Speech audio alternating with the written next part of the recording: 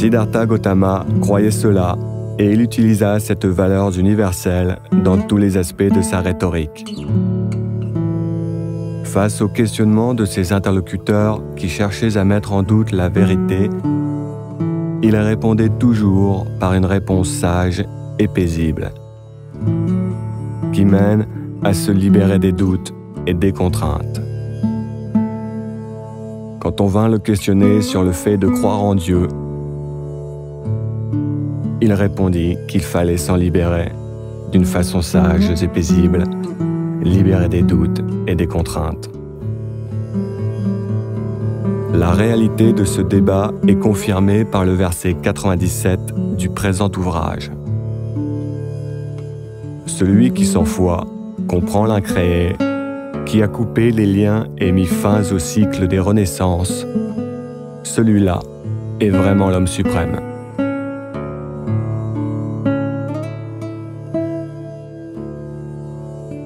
La tradition bouddhiste raconte, pour éclairer ce verset, l'histoire de Thera Sariputta. Source www.tipitaka.net. 30 disciples bhikkhus d'un village arrivèrent au monastère de Jetavana pour rendre hommage au Bouddha. Le Bouddha savait que ses disciples étaient prêts à atteindre le stade du libéré.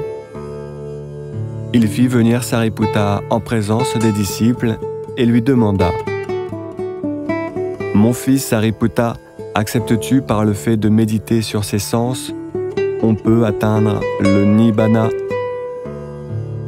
Sariputta répondit : « Vénérable maître, au sujet d'atteindre le Nibbana, par le fait de méditer sur ces sens, ce n'est pas que je l'accepte parce que je crois en vous, c'est seulement qu'il y a des gens qui n'ont pas compris le Nibbana et qui l'acceptent parce que les autres l'acceptent. »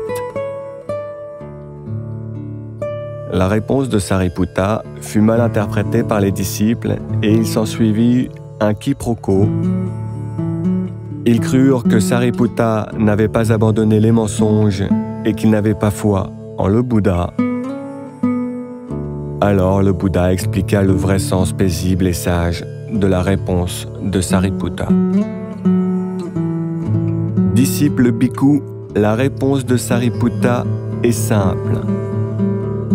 Il accepte le fait que l'on puisse atteindre le Nibbana par le fait de méditer sur ses sens.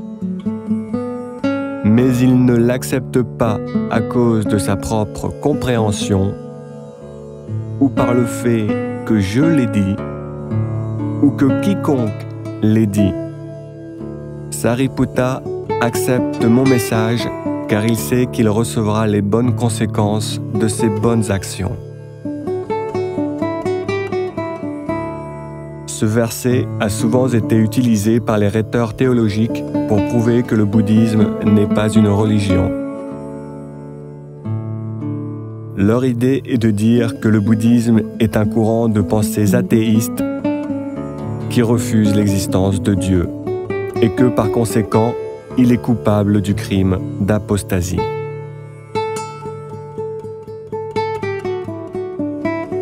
Quand les lecteurs liront le Dhammapada, ils trouveront un seul verset 97 et des vingtaines de références aux Devas et aux Aryas, qui sont les noms que l'on donnerait dans la langue française aux dieux et au peuple du Jardin d'Éden. Ils trouveront aussi, s'ils le cherchent, mention de Dieu.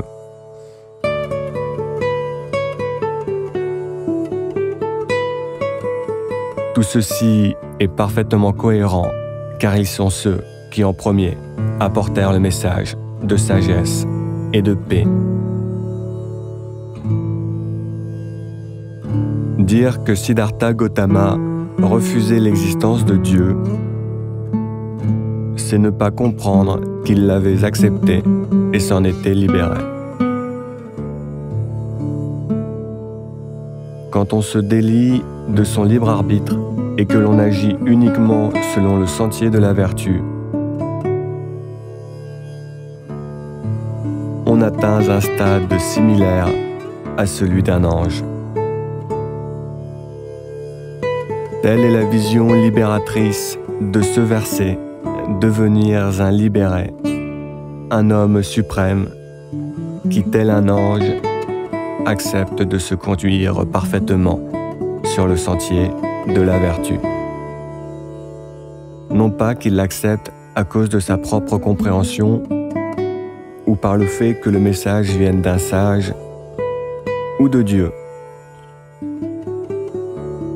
Il l'accepte car il sait que grâce à ceci, il recevra les bonnes conséquences de ses bonnes actions.